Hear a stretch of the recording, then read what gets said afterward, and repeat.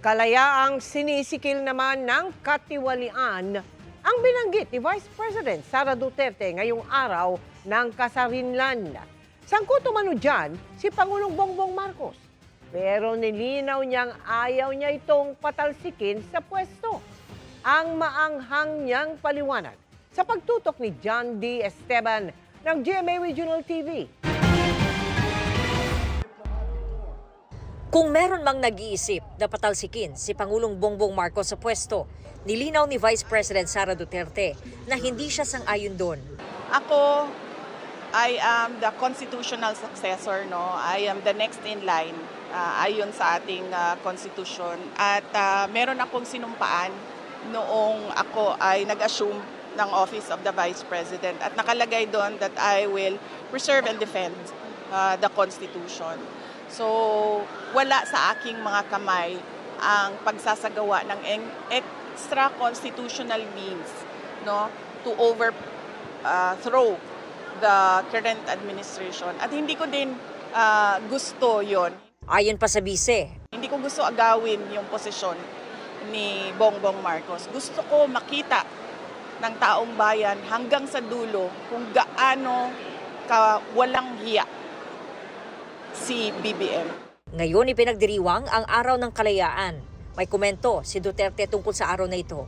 Ang kalayaan natin at ang soberanya natin, hindi siya nawawala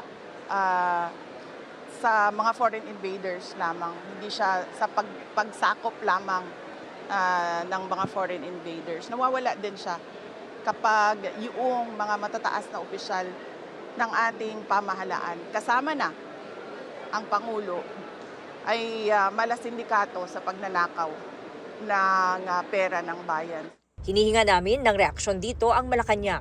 Sa kanyang independence message sa Rizal Park ng Davao City, binanggit rin ni Duterte ang kalayaan sinisikil ng katiwalian sa kasalukuyang panahon. Ang korupsyon ay hindi lamang pagnanakaw ng pera. It steals opportunity. It steals dignity.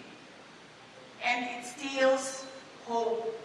And ultimately, it steals freedom itself. Mula sa GMA Regional TV 1 Mindanao, John D. Esteban, nakatutok 24 oras. Samantala, sinagot ni Palace Press Officer Undersecretary Claire Castro ang iba pang naging pahayag ni Vice President Sara Duterte. Sa usapin ng pagpapatalsik sa pwesto, sinabi ni Castro na dati umunong inihayag ng bise na gusto nitong patalsikin ang Pangulo sa pwesto.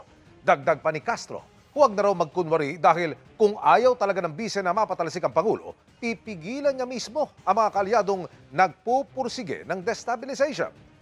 WH ang Pangulo. At bakit? Sino ba yung sino ba yung may records ng pagpatay? Sino ang nagbanta ng buhay? At sino may kakilala sa assassin? So, sino yung WH?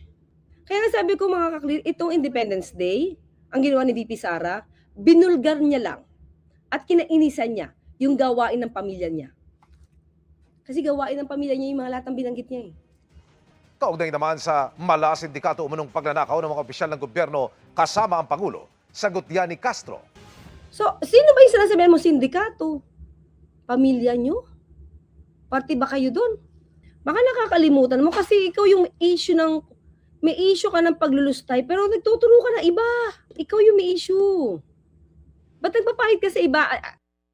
Sinusubukan pa naming makuha ang reaksyon ni Vice President Sara Duterte tungkol dito.